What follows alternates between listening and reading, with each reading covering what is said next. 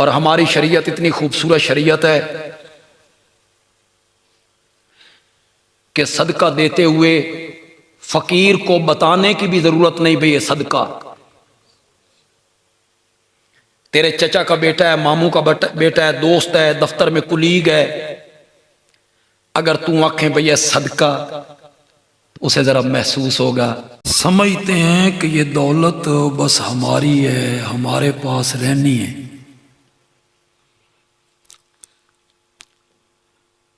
समझ तब आती है जब आंखें बंद होने लगती।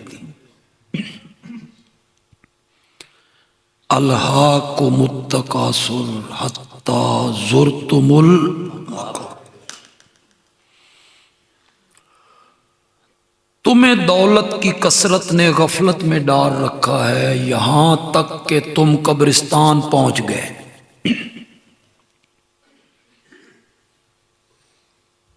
खाली हाथ,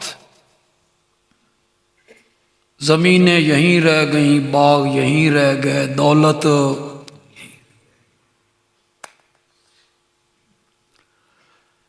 जिनके लिए कमाई थी उन्होंने भी चंद दिन याद रखना है। कुछ मुद्दत गुजर जाएगी तो कहें आज ईद उल फितर है, चलो अब्बे दी कबर ते हो आइए। ईद के दिन न किसी ने याद रखना है, न किसी ने ईसाले सवाब करना है। इस बंदे को अक्लमंद कौन कहे जो जायज नाजायज तरीके से दौलत कमाता है। मरने के बाद हिसाब इसने देना है और ऐशो, इससे बड़ा अहमक बंदा कौन।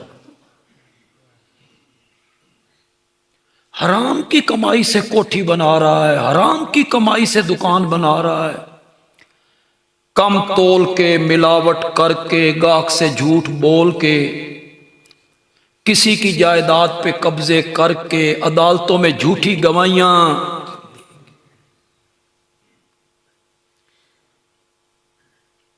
किस औलाद के लिए कमा रहा है जिसने मरने के बाद तुझे याद भी कोई नहीं। जो लोग ये फैसला करते हैं ना कि हमने मस्जिद बनानी है, मदरसा बनाना है, खैरात करनी है, सराय बनानी है, कुआं खुदवाना है, अस्पताल बनाना है, उसे वक्फ करना है, ये है हिकमत का फैसला। ये अल्लाह हर एक को अता नहीं करता।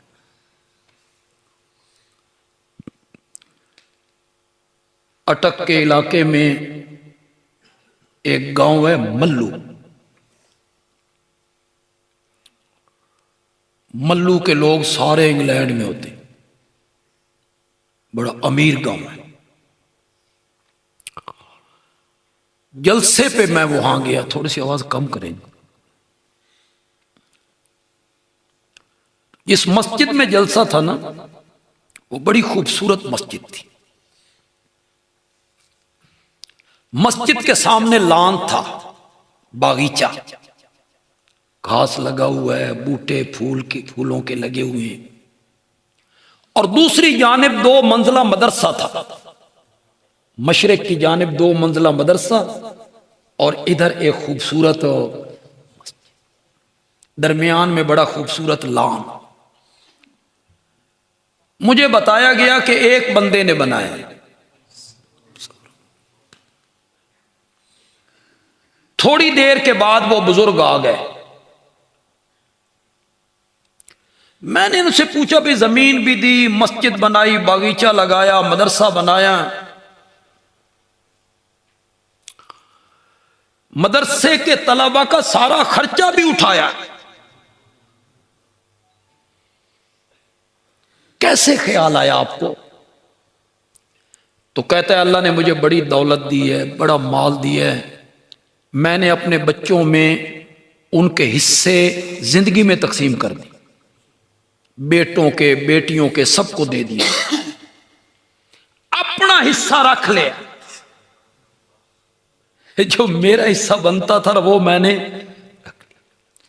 तो कहता है मौलाना, मेरे मरण तो बाद ओ हिस्सा भी ते औलाद ही खाना सी, मैंने अल्लाह के बैंक में जमा करवा दिया है, मरने के बाद अल्लाह से जाके ले लूं।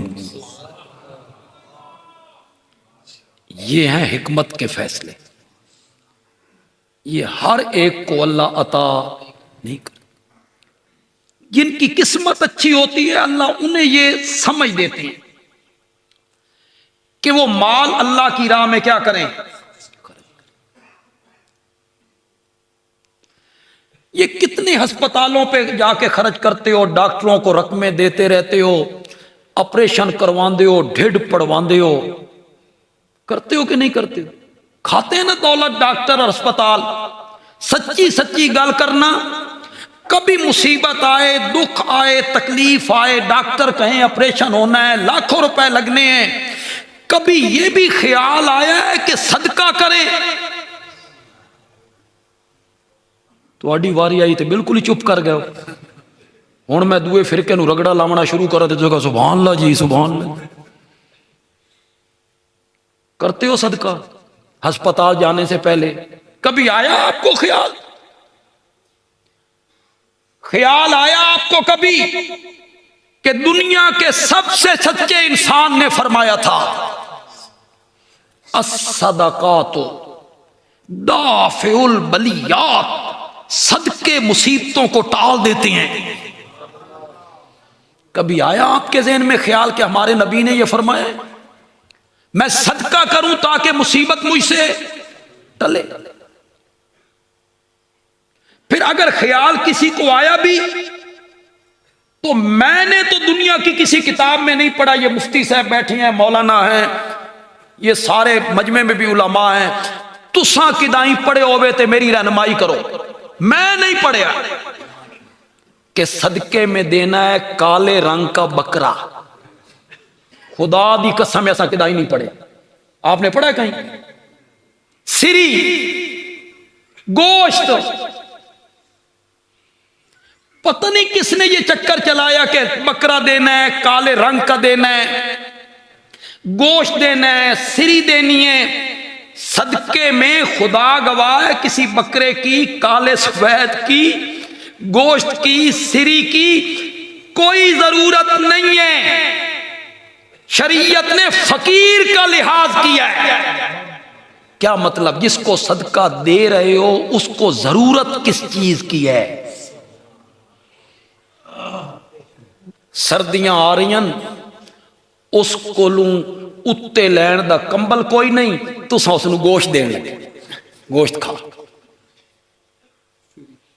जरूरत के मुताबिक सदका करो। जिस चीज की फकीर को क्या है, आटे की जरूरत है, बिस्तरे की जरूरत है, कंबल की जरूरत है, उसके बच्चे स्कूल की अगली क्लास में चले गए, उसके पास बस्ता कोई नहीं, किताबों के पैसे कोई नहीं, उसकी जरूरत, फकीर की जरूरत का ख्याल रखा है। उसमें कोई चीज मुतय्यन नहीं की है। सदका किया करो, सदका मुसीबतों को टाल दे। एक वाकया पढ़ा, किस हद तक सच्चा है ये मैं नहीं कह सकता। मिस्र के एक आलिम हुए, उनके बेटे को बुखार हुआ, सारे यत्न कर लिए, बुखार नहीं टूटा। कहते हैं मैं बहुत परेशान था कि मेरे बच्चे का बुखार नहीं टूटा। तो मेरे ज़हन में आया कि सदका करना चाहिए। मैं रकम लेके बाजार गया, मैं घूमता रहा, रात का वक्त था, मुझे कोई फकीर नहीं मिले। मैं वापस पलटा तो मैंने अपने घर के बाहर एक बिल्ली को देखा। मुझे महसूस हुआ कि यह भूखी है। मैं घर गया, दूध एक बर्तन में डाला, सदके की नीयत की, बकरी को, उस बिल्ली को दूध पिला दिया। सुबह उठा तो बेटे का बुखार टूट चुका था। मेरे आका ने कहा है सदके मुसीबतों को सदका किया करो अल्लाह के रास्ते में, सदके से माल बढ़ता है। जी शरीयत कहती है सदका देने से माल।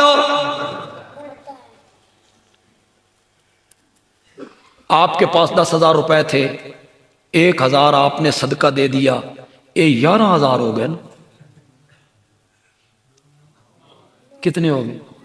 वधया के घटे। और शरीयत क्या कहती है? सदके से माल बढ़ता है। और यहां हमने सदका किया, 10,000 रुपए थे, 1,000 रुपए दिया, बाकी 9 रह गए। तो हुक्म क्या है? सदके से माल बढ़ता है। सदके से माल बढ़ने का मतलब यह है तुझ पर एक मुसीबत आने वाली थी, तेरे वालिदैन पर, तेरे बच्चों पर, तेरी बीवी पर, तेरे घर पर, तुझ पर एक मुसीबत आने वाली थी जिसके लिए धक्के खाने थे, लाखों रुपए खर्च करने थे। तूने जब सदका किया अल्लाह ने आने वाली मुसीबत को तो इसे टाल दिया है। वो जो लाखों रुपए लगने थे वो क्या हो गए? बच गए। तो सदके से माल बढ़ता है, सदके से माल कम नहीं। और हमारी शरीयत इतनी खूबसूरत शरीयत है कि सदका देते हुए फकीर को बताने की भी जरूरत नहीं, भाई ये सदका। तेरे चचा का बेटा है, मामू का बेटा है, दोस्त है, दफ्तर में कुलीग है, अगर तू आंखें भैया सदका, उसे जरा महसूस होगा भाई मन सदका दे रहा। कैसी शरीयत है? शरीयत ने कहा दिल में सदके की नीयत कर ले, उसको कह मेरी तरफ से तोहफा है। नीयत सदके की कर, उसको कह कि मेरी तरफ से तेरे बच्चों के लिए ये कंबल मैं दे रहा हूं, ये कपड़े मैं तुझे दे रहा हूं, ये तेरे बच्चों की किताबें और बस्ता दे रहा हूं, तो ये मेरी तरफ से तेरे बच्चों के लिए क्या है? तो और मजे की बात यह है, आप सुन के हैरान हो जाएंगे क्या शरीयत है हमारी। गरीब लोग भी सदका करो, चाहे खजूर का एक दाना हो, 10 रुपए खर्च करो, 10 रुपए, 5 रुपए। तरीका मैं तो उन्होंने दसना, 10 रुपए खर्च करने का भी तरीका बताता हूं। बच्चों के हाथों से खर्च करवाया करो, उस फकीर को 10 रुपए दे के आओ। गरीब लोग भी सदका किया करें, रोजाना की बुनियाद पे सदका किया करें। फिर कैसी शरीयत है जिसने कहा अगर इतना गरीब है उसके पास 5 रुपए कोई नहीं, खजूर का दाना कोई नहीं, अपने भाई से मुस्कुरा के बात कर लिया कर, हम इसे भी सदका समझ लेंगे। जी अपने भाई से हंस के बात किया कर, ये भी क्या होगा? सदको। ये इजाजत होवे तो अगली गल भी कर। आज मैंने आपको बड़ी काम की बातें नहीं बता दी। ये जो बच्चों को खिलाते हो, कमाई करते हो, मेहनत करते हो, दफ्तर में जाते हो, जिम्मेदारी करते हो और कमा के बच्चों को खिलाते हो, बीवी को, शरीयत ने कहा जो कुछ कमा के मेहनत करके तू अपने बच्चों को खिला रहा है, अल्लाह इस पर भी सदके का सवाब दे रहा है। हालांकि बच्चों को खिलाना हमारी मजबूरी है, वो हमारी जिम्मेदारी है, लेकिन हमारी शरीयत ने उस पर भी सवाब मुरत्तब किया। अब ऐसा करो, अगर आपकी दुकान है तो किसी मदरसे का गला अपनी दुकान पे रख लो, और अगर आपकी दुकान नहीं है तो किसी मदरसे का गला अपने घर रख लो। बच्चों को कहो कि जो तुम्हें जेब खर्च मिलता है 10 रुपए इसमें डालने, खुद भी उसमें रकम डालें, अहलिया डालें, बच्चे डालें। दुकान पे सुबह आए तो 20, 25, 30 रुपए उसमें सदके की नीयत करके डालते चले। ये गल मेरा ख्याल है तो चंगी नहीं लगी, मैंने तो बड़ी तजवीज़ दी है आपको, है जी। गले ये बनवा लेंगे, रखने वाले तुसी बन। बच्चों को भी आदत डाला, वो महीने 2 महीने के बाद खुलेंगे, किसी से 500 निकलेगा, किसी से 1000 निकलेगा, किसी से, और अगर 100 गले रखे गए मदरसे वालों को लाखों रुपए वसूल हो जाए। ये एक तरीका होता है। कहते हैं किसी इलाके में कोई मदरसा बना और खाने पीने की चीज़ें ख़त्म हो गई, गंदम ख़त्म हो गई, आटा ख़त्म हो गया, तो मौलाना ने ऐलान किया हर घर 1 मुट्ठ आटा, हर घर 1 मुट्ठ आटा, हर घर दे। वो इतना आटा जमा हो गया कि मदरसे वालों को इर्द गिर्द तकसीम करना पड़ी। और 1 मुट्ठ देते हुए कोई तकलीफ नहीं, 10 रुपए गले में डालते हुए आपको कोई तकलीफ नहीं। मैं यार किस तरफ निकल आया, मैं तो ये कहना चाहता था बड़े खुश नसीब लोग हैं यार, और कितनी हिकमत से उन्होंने फैसला किया, कितनी दानाई से फैसला किया कि ये दौलत जमीन हर चीज यहीं रह जानी है यार, यहां मस्जिद बने, मेरी जगह पे मैं जगह वक्फ करूं, यहां मस्जिद बने, मदरसा बने। और जब मस्जिद बनी ना तो कायनात के सबसे बढ़कर सादिक शख्स ने, जो यकीनन मेरा नबी है, इमामुल अंबिया है, खातिमुन नबीयीन है, मेरे नबी ने फरमाया, और जो कुछ मेरे नबी ने फरमाया वो पत्थर पे लकीर हो गई।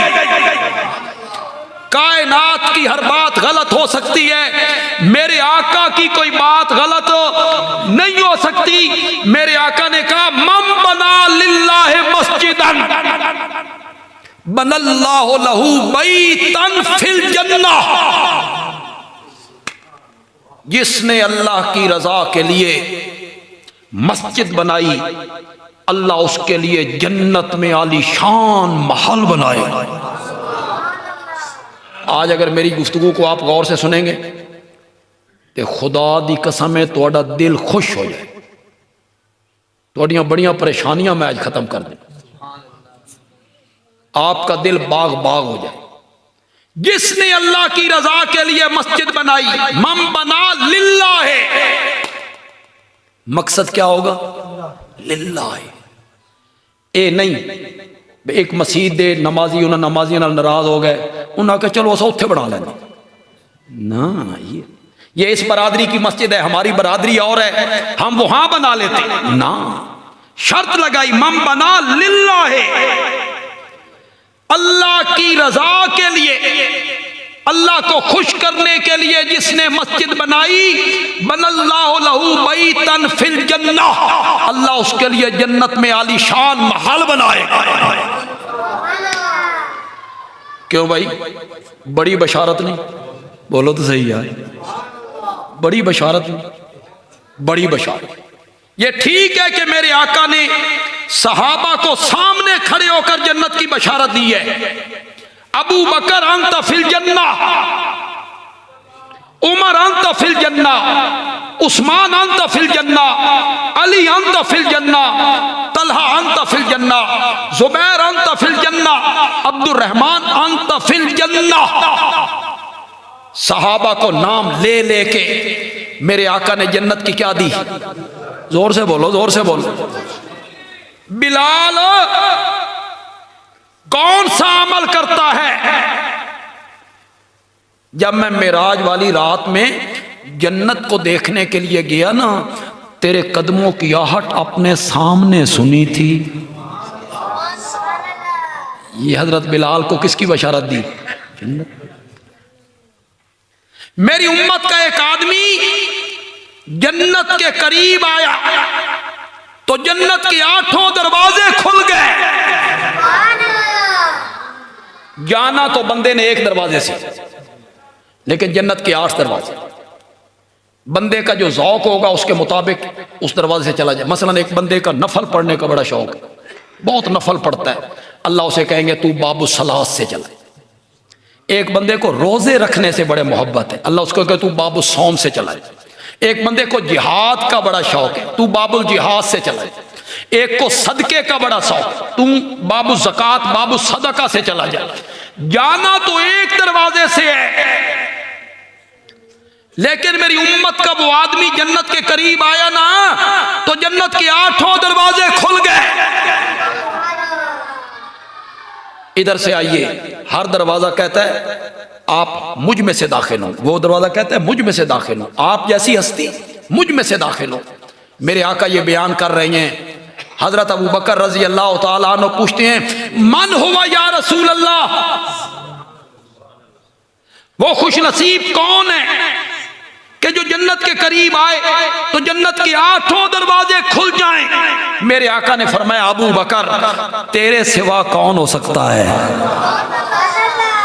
ये नाम लेके जन्नत की बशारत।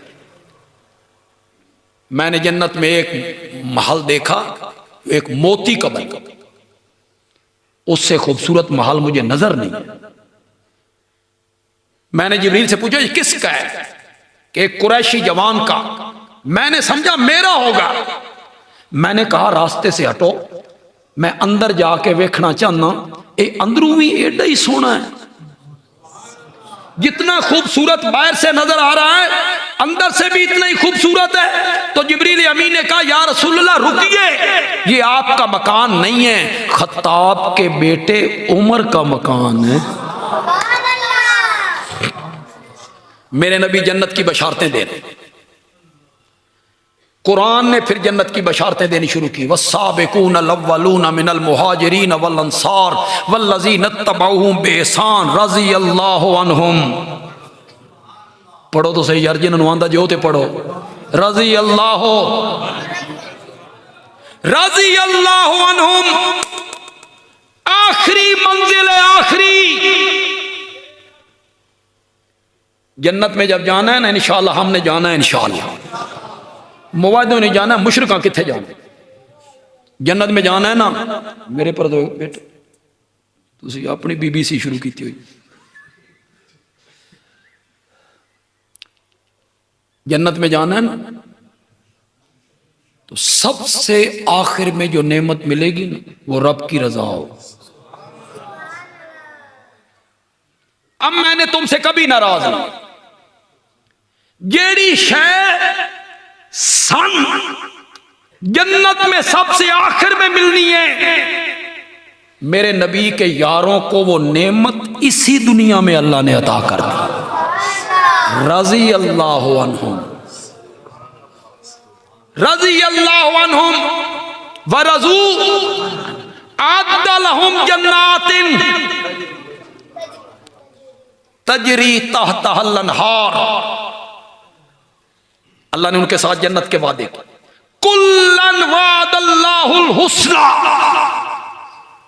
फतह मक्का से पहले ईमान लाएं या फतह मक्का के बाद ईमान लाएं, जन्नत का वादा मैंने सबसे कर लिया है।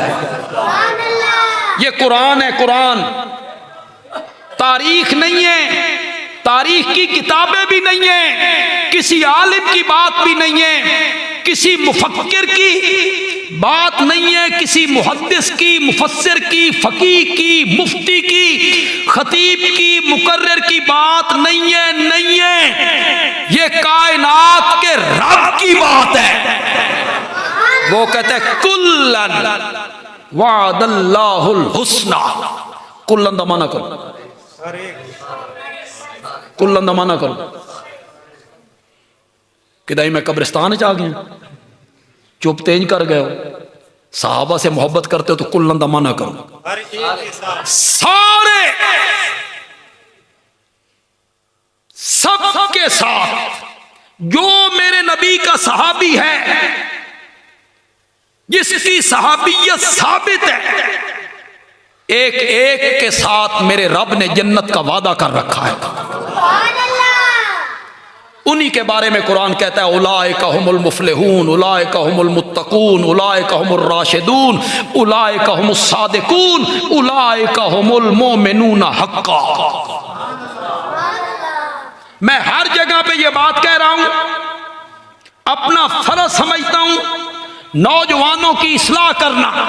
ये जो पढ़े लिखे नौजवान है और हवालों से मुतासिर होकर गलत रास्ते पे जा निकलती हैं। अल्लाह करे वो मेरी बात को समझ जाएं कि सहाबा को तारीख के वर्कों में नहीं देखना, सहाबा को कुरान के सफ़ों में देखना है, किताबों में नहीं देखना। फुला आलिम यूं कहता है, फुला फकीह यूं कहता है, फुला मौरख यूं कहता है, ना, सहाबा के बारे में कहना है रब का कुरान क्या कहता है। रब का कुरान क्या कहता है? कुल्लन वादल्लाहुल हुस्ना, जन्नत का वादा हमने सबसे कर। तारीख की किताबें देखते फिरते हो, जितने पढ़े लिखे लोग बैठे हो, नौजवान बैठे हो, मेरी बात को गौर से सुनो। सहाबा को तारीख की किताबों में देखते हो। तबरी कौन होता है? इब्ने खुल्दून कौन है? इब्ने खल्लेकान कौन है? इब्ने असीर की क्या जुर्रत है कि वो किसी सहाबी के मुताल्लिक कोई बात करे? सहाबा को तारीख के तराजू पर नहीं तोलना, सहाबा को कुरान के तराजू पे तोलना है। कुरान क्या कहता है? बाकी सब तारीख के तराजू पे तोलेंगे। उलमा तोलेंगे किस तराजू पर? तारीख। मुझे तोलना है तारीख, मेरे वालिद को तोलना है तारीख, मेरे उस्ताद को तोलना है तारीख, मेरे मुर्शिद को तोलना है तारीख, कायद आजम को तोलना है तारीख, अल्लामा इकबाल को तोलना है तारीख, जनरल ज़ियाउल हक को तोलना है तारीख, जुल्फ़िकार अली भुट्टो को तोलना है तारीख, आलमगीर, जहांगीर, शाहजहां, हुमायूं, मुगल बादशाहों को तोलना है। तराजू तारीख है, तराजू तारीख है। सहाबा को तोलने का तराजू तारीख नहीं है, कुरान है। सहाबा किस तराजू पे तोलेंगे? जोर से बोलो, जोर से बोलो। उन्हें तारीख के तराजू पे नहीं।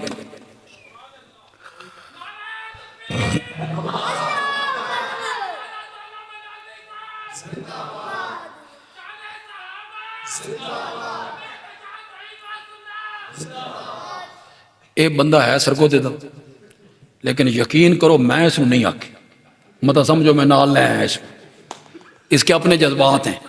अबू बकर मन पता लग गया तू आए हाँ, जरा मैं यार एक बात कहना चाहता हूँ, आप में जो समझदार लोग हैं, मैं आधी बात करूँ तो तुसी समझ जाओ कि मैं आखना की चाहूँ। पूरी बात बंदा कर ले तो तुहान समझ आवे, ये कोई लुत्फ ना, कोई मजा नहीं। मजा तब है कि आधी बात करूं आप समझ जाएं कि बंदे आलमी कहना क्या चाहते है। वादा कोशिश तो करो, कोशिश तो करो।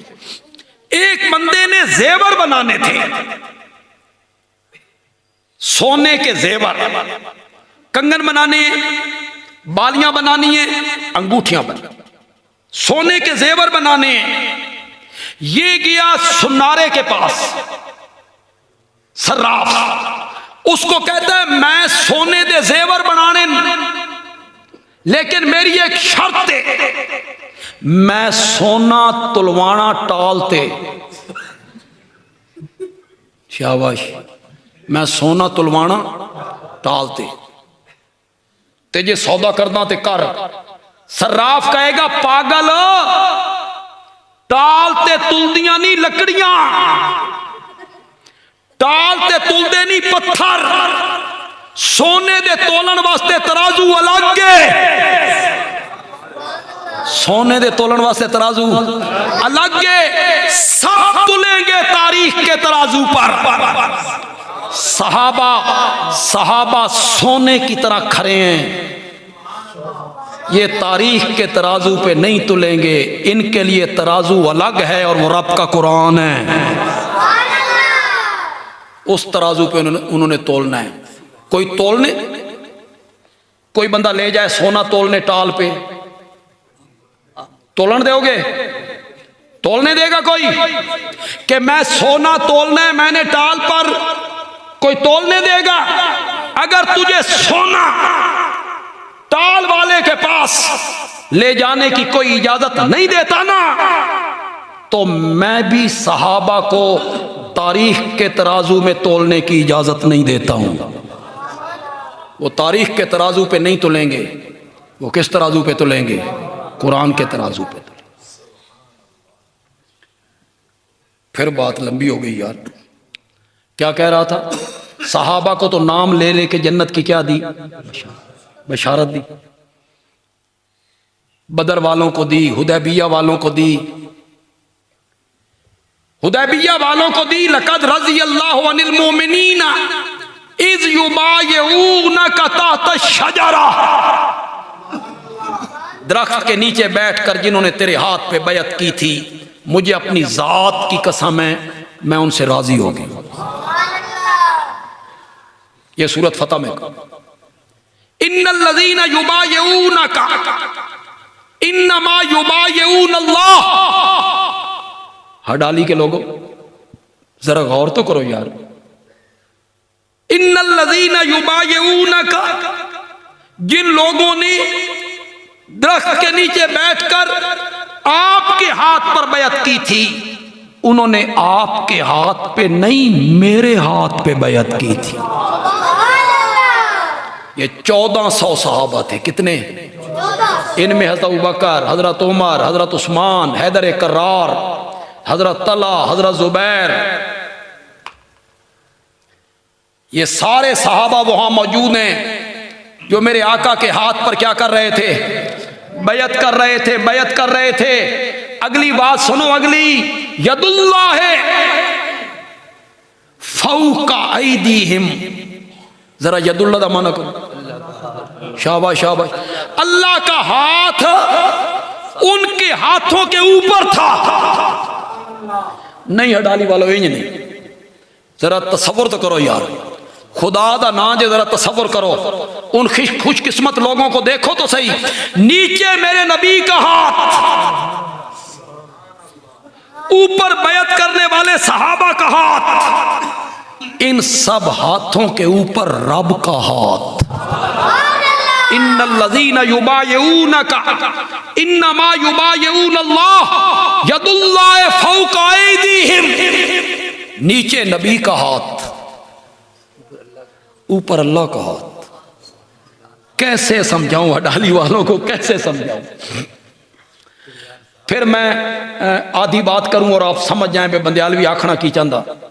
किसी रश वाली जगह पे आप जाएं, किसी मंडी में जाएं, मेले में जाएं, बड़ा रश होवे, बाजार, ईद करीब है और बंदे से बंदा टकराया हुआ है।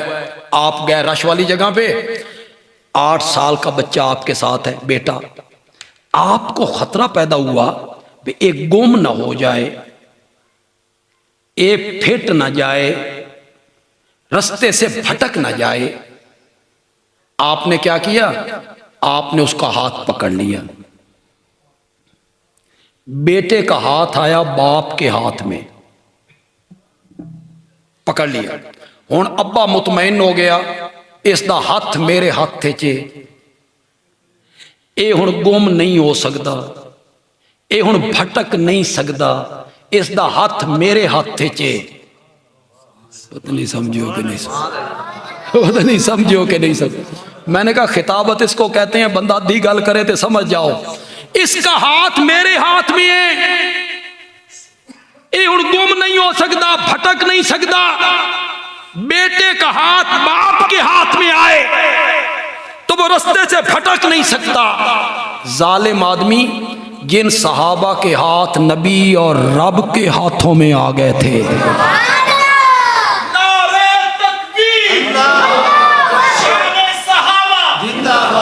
वो कैसे भटक गए? उनका हाथ तो अल्लाह और अल्लाह के नबी के हाथ में। सहाबा को नाम ले लेके जन्नत की बशारत दी। कलमा तो मैंने भी उन्हीं का पढ़ा है, कलमा आपने भी उन्हीं का पढ़ा है। उन्हें बशारतें देता है मेरा नबी। हमें फरमाया मैंने तुम्हें देखा ही नहीं, तुम मेरे जमाने में थे ही नहीं, तो मैं तुम्हें नाम लेके जन्नत की बशारत कैसे दे सकता हूं? हाँ, मैं तुम्हें कोई काम बताता हूं।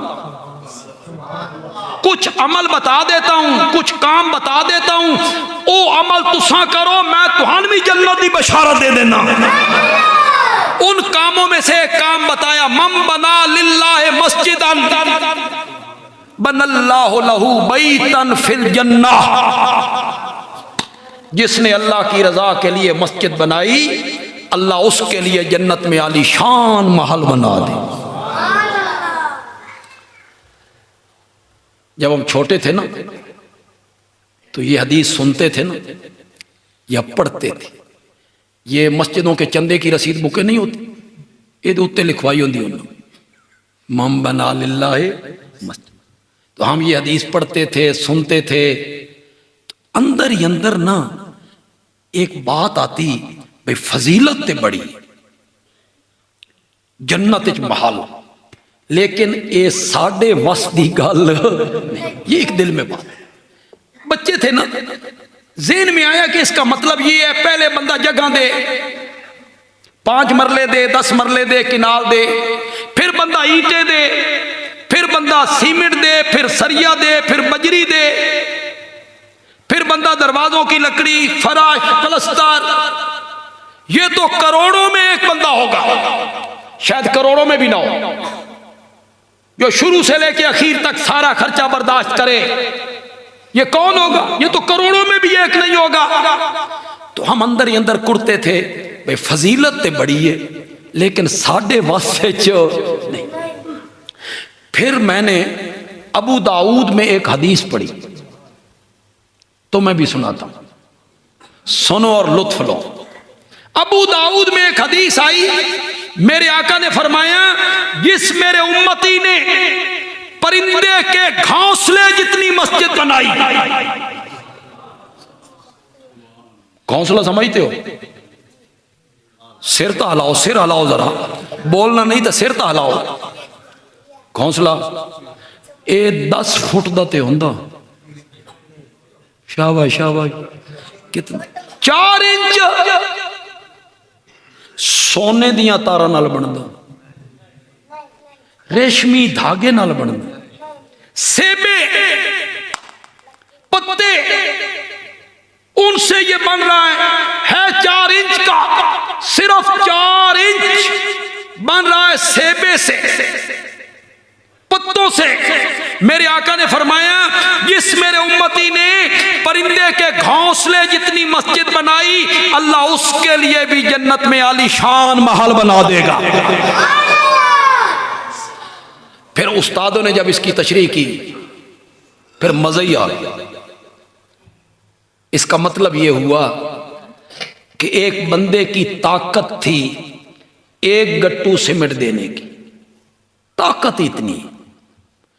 एक उसके मुकाबले में मजदूर आदमी है, उसकी दिहाड़ी है 600, 700, 800। उसकी ताकत थी रेत की 1 तगारी देने की, बेचारे की ताकत इतनी थी। एक आदमी की ताकत थी 500 ईंटें देने की, एक रेत की तगारी। कोई उससे थोड़ा सा माल में ऊंचा है तो 1 गट्टू सीमेंट का।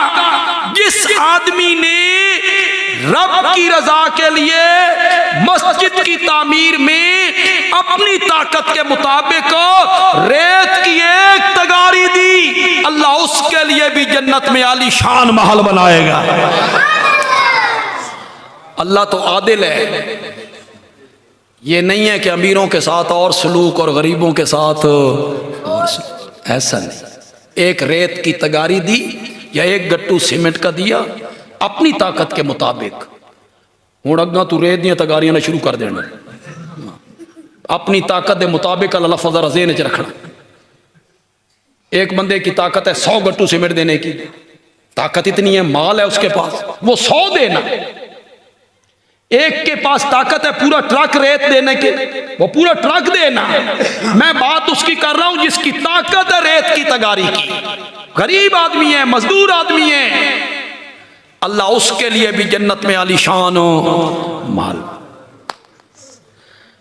फिर मैंने इस हदीस के लफ्जों पे जब गौर किया, उलमा बैठे हैं, तो लफ्ज हदीस के जो लफ्ज है ना, उनसे ये मफहूम खुद ब खुद वाज़े हो रहा है। मैं कोई इल्मी गल करा तो भैंस के आगे बीन बजाना ना हो जाए। तुस आगे मेरिया सादियाँ सादियाँ गल्लां मस्सें सुनियां ने, मैं इल्मी गल करा, लेकिन मुझे अल्लाह ने ये तौफीक दी है मैं इल्मी गल भी जटकी बना दूँ इंशाअल्लाह। जरा मेरे साथ पढ़ी, मम बना लिल्लाहि मस्जिदन मस्जिदन बनल्लाहु लहू बैतन। ये हमने बना मस्जिदन बैतन, नून की आवाज है। कौन सी आवाज है? मस्जिदन बैतन। इसको अमर भी कहते हैं नून तनवीन का, इसको कहते हैं नून तनवीन। इसकी अलामत क्या होती है? इसकी अलामत ये होती है ये लिखा नहीं जाता, पढ़ा। दो जबरें डाली, दो जेरें डाली, दो पेश डाली, नून की आवाज आई। रसूलन बैतन, तो ये नून की आवाज है। ये जो नून तनवीन का है ना, अरबी जबान में हमारी ग्रामर में कभी कभी ये माना देता है छोटेपन का। किसका? किल्लत, किल्लत, थोड़ी चीज। और कभी कभी यही नून तनवीन का माना देता है अजमत का। यही नून तनवीन, कभी किल्लत का, कभी अजमत। आप कहेंगे भाई सन किन्हें समझ आएगी? इत्थे किल्लत आला माना करना, इत्थे अजमत आला माना करना, नून तो एक जैसा है, हमें क्या समझ आएगी? मैंने कहा हर एक को समझ आ जाता। मैं एक आयत पढ़ने लगा तो भी समझ आ जाता। मेरे आका मेराज वाली रात में आसमानों की सैर करके इसी वजूद मुकद्दस के साथ, इसी वजूद मुकद्दस के साथ आलमे बेदारी में, ख्वाब नहीं था, आलमे बेदारी में रूह माल जसद, रब ने मेरे नबी को जमीन की पस्तियों से उठाया और बुलंदी के उस मकाम पे पहुंचाया जहां जिब्रील का ख्याल भी कभी नहीं पहुंचा, हजरत मूसा की रूह भी कभी नहीं। हम इसके कायल हैं। ये जो हमारे खिलाफ प्रोपेगेंडा होता है, लोग मिंबर पे बैठ के गलत प्रोपेगेंडा करते, मुझे बड़ा अफसोस होता है उन उलमा पे। जुमे का दिन है, बावुजू हैं, मिंबर पे फिर इल्ज़ाम लगाएंगे, ये जो इशाती हैं ये नहीं मानते, ये नहीं मानते, ये नहीं मानते। इन्ना लिल्लाहि व इन्ना इलैहि। अल्लाह उलमा को समझ दे, इस मुकद्दस जगह का लिहाज कर, बात वो करें जो हकीकत पे मबनी, बात वो करें, इल्जाम वो लगाएं जो हकीकत पे मबनी हो, झूठ ना बोले, बोतान ना बांधे।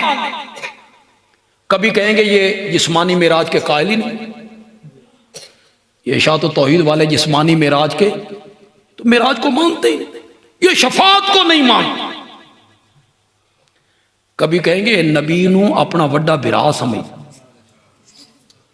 अब सुनने वाला नौजवान कहते अच्छा ये मौलाना अबू बकर साहब इस अकीदे वाले लोग नबी नू अपना वड्डा बिरा समझते हैं, इन्हां दे नेड़े नहीं, इन्हां दी गल ही नहीं सुननी। वो इल्जाम लगाते इसलिए कि लोग इनके करीब ना आए। खतरा उनको ये है कि अगर कोई पढ़ा लिखा बंदा या कोई जट जिम्मेदार बंदा इनके करीब गया ना, इन्ना करना ऑपरेशन अखां दा, फिर लानियन ऐनकां। जब ऐनक लगेगी तो हमारे माता के दाग जो हमने मेकअप से छुपाए हुए हैं लोगों को नजर, इन्हों अन्ना राण दो, इन्हों अन्ना, ये इनके करीब ना जाए, इसलिए कि हम अल्लाह का कुरान सुना, नबी पाक का फरमान सुना। कभी कहेंगे ये अरवाह नहीं मानते, कभी हमारा मिजाक बनाएंगे मर गया मरदूद हो न फातिहा न तो, इन्हें दो बंदियों तो की मर गया मरदूद न फातिहा न तो, ये सारा मिजाक बनाते। और कभी वो कहेंगे ये मुनकिर हैं, गुस्ताख हैं, कब्रों पे नहीं जाने, कब्रों पे जाने से मना कर। हालांकि कब्रों पे जाना तो मेरे नबी की सुन्नत है, लेकिन हम कहते हैं तुम कब्रों पे जाने के कायल हो जो कहते हो सिर्फ 10 मुहर्रम ਨੂੰ जाना, टाइम मुकर्रर करते हो। शरीयत ने तो कोई मुकर्रर नहीं किया। दिन हो, रात हो, सुबह हो, शाम हो, बुध हो, जुमेरात हो, मंगल हो, जब मौका मिले जाओ। तुम्हें किसने इजाजत दी है कि शबे बारात को जाना है या 10 मुहर्रम को लिपाई करनी है? क्यों मुकर्रर किया आपने दिन? जबकि हम कहते हैं 24 घंटों में, महीने के 30 दिनों में जब भी फुर्सत मिले कब्रिस्तान हो जाओ जाओ। लेकिन वो इल्जाम ऐसा लगाएंगे कि लोग इनके करीब हो न जाए। कभी कहेंगे ये पत्थरी हैं, ये टोला की है पत्थरी। कभी कहेंगे ममाती हैं, ममाती हैं, पत्थरी हैं। किस माने में पत्थर कह रहे हैं, पत्थरी कह रहे हैं? अलियाज़ु बिल्लाह, मैं नकल भी नहीं करना चाहता। मैं नकल करते हुए भी डर रहा हूं खुदा की कसम। इनिशात तौहीद वालों का ख्याल ये है कि नबी पाक का वजूद मुकद्दस कब्र मुनव्वर में पत्थर हो गए। कैसे कैसे इल्जाम है।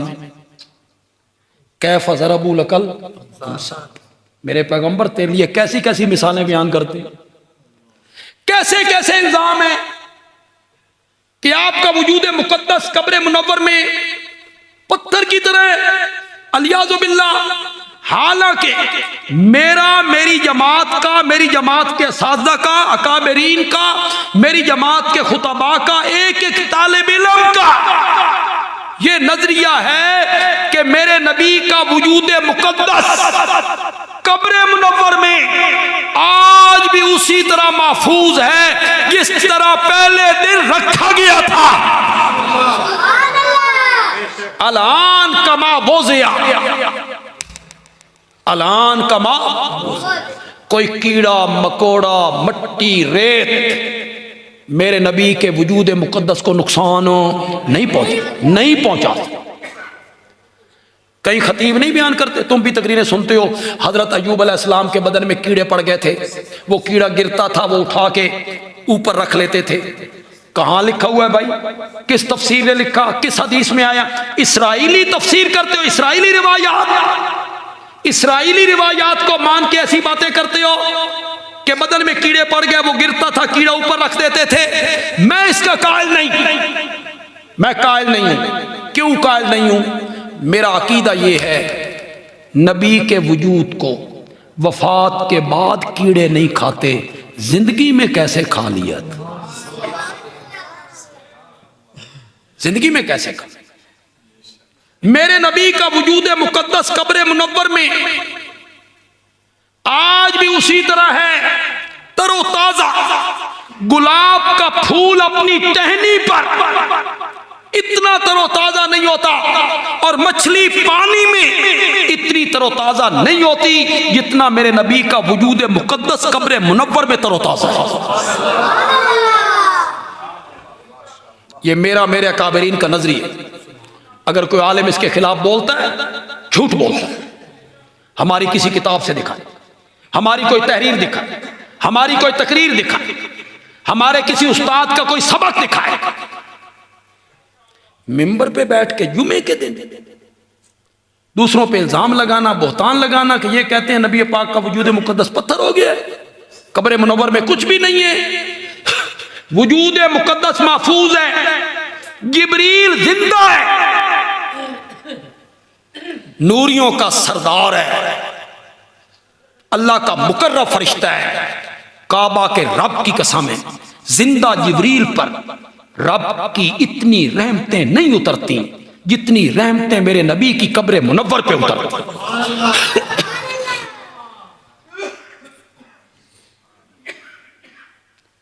आपके वजूद को मिट्टी नुकसान, बोलो तो सही यार, कीड़े मकोड़े नुकसान नहीं, खा नहीं सकते। कीड़े मकोड़े तो मेरे वजूद को भी नहीं खाते। आपके वजूद को भी नहीं खाते। असहाबे काफ 309 साल सोए रहे, खाया? कीड़े मकोड़े तो मेरे वजूद को भी नहीं खाते, तुम्हारे वजूद को भी नहीं खाते। असहाबे काफ के वजूद को नहीं खाया तो नबी पाक के वजूद को भी ना खाएं तो कमाल कैसा। पता नहीं कितने लोग इससे महजूज होंगे और लज्जत लेंगे। मेरे वजूद को कीड़े मकोड़े इसलिए नहीं खाते कि मेरी रूह बदन के अंदर है। बात तो मैं बड़ी कर गया हूं। असहाबे काफ के वजूद को कीड़े मकोड़ों ने इसलिए नहीं खाया कि उनकी रूहें बदन के अंदर थी। रूह बदन के अंदर हो फिर कीड़े न खाएं, कोई कमाल नहीं, कोई कमाल नहीं। मेरे नबी का कमाल ये है कि जिस्म में रूह भी मौजूद, कोई नहीं, कीड़े फिर नहीं खाते। रूह मुबारक जन्नतुल फिरदौस में। रूह मुबारक कहाँ है? वजूद मुकद्दस यहाँ है और रूह मुबारक जन्नत। क्यों भाई, तुम खतीबों की तकरीरें नहीं सुनते रहते उलमा की? हजरत उस्मान रजी अल्लाह तआला अन्हु सो गए, जिस दिन शहादत हो रही है सो गए, रोजे से थे, उठे, मुस्कुराने लगे। एलिया ने पूछा खैर होवे? उन्होंने कहा नबी पाक की ज़ियारत हुई है। मुझसे पूछा है कैसे गुजर रही है? मैंने कहा कई दिनों से पानी नसीब नहीं हुआ। तो आपने फरमाया उस्मान परेशान नहीं होना, आज रोज़ा 9:30 इफ्तार करना है। ये 9:30 इफ्तार करना है, जरा ये भी सन समझाओ ना, 9:30 इफ्तार करना है। हजरत सैयदा फातिमा रजी अल्लाह तआला अन्हा से वफात के कुछ देर पहले कान में बात की, वो रोने लग गई। फिर दूसरे कान में बात की, वो मुस्कुराने लग गई। हजरत आयशा पूछती हैं बाबा ने क्या कहा था? फरमाया पहले कान में कहा फातिमा जिब्रील रमजान में हर साल 1 मरतबा कुरान का दौर करता था, इस साल 2 मरतबा किया है। लगदा मेरी तेरी जुदाई दा टाइम आ गया। अब मैं अल्लाह के पैगाम को कबूल करके अल्लाह के पास जाना चाहता हूं। तो मैं ये खबर सुन के रोने लग गई। फिर मेरे बाबा ने दूसरे कान में कहा फातिमा परेशान ना हो, मेरे घर वालों में से सबसे पहले तू आकर मुझे मिलेगी। ये फातिमा और नबी पाक की जो मुलाकात होनी है, कहाँ होनी है? जहां मेरे नबी की रूह मुबारक, वहां हजरत फातिमा की रूह मुबारक। तुमने नहीं सुना?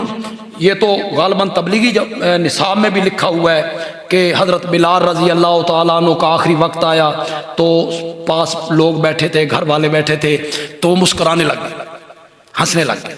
तो साथियों ने कहा ये जान कनी का वक्त है और बड़ी मुश्किल की घड़ी है और आप इस वक्त रो रहे हैं, हंस रहे हैं।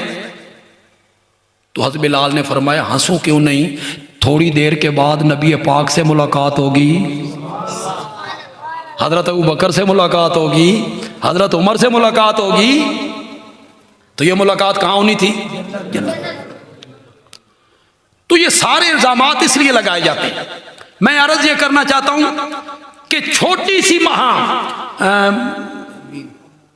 वो मैं कह रहा था कि नून तनवीन का किल्लत के लिए या कसरत, वो मैं आपको समझाना चाहता हूं। मेरे नबी ये सैर करके वापस आए ना, कुरान ने उसको बयान किया, सुबहानल्लज़ी अस्रा बिअब्दी।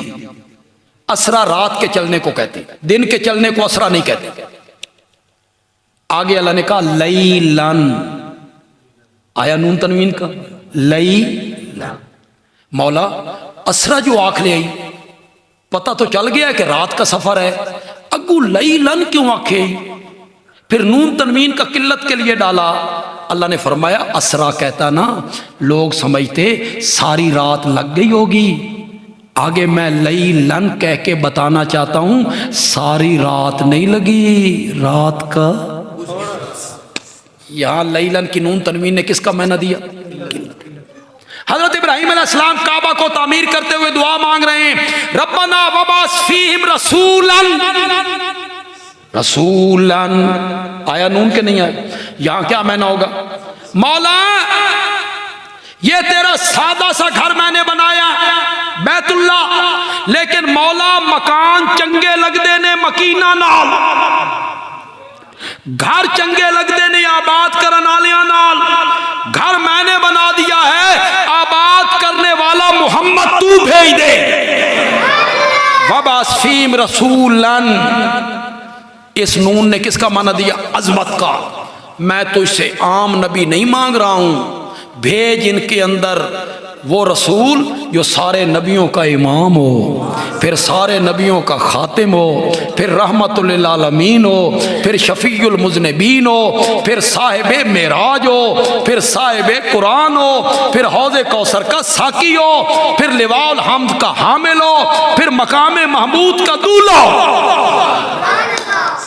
अब माना करो, कभी कभी ये नून तनवीन किल्लत का माना देता है, छोटेपन का, कभी कभी बड़ेपन का। अब माना करो, मम बना लिल्लाहि मस्जिदन, क्या बनाई? जिसने भी छोटी सी मस्जिद बनाई, बनल्लाहु लहू बैतन, उस नून तनवीन ने किसका माना दे दिया? बड़ेपन। जिस बंदे ने छोटी सी मस्जिद बनाई, अल्लाह उसके लिए भी जन्नत में आलीशान महल बना दी।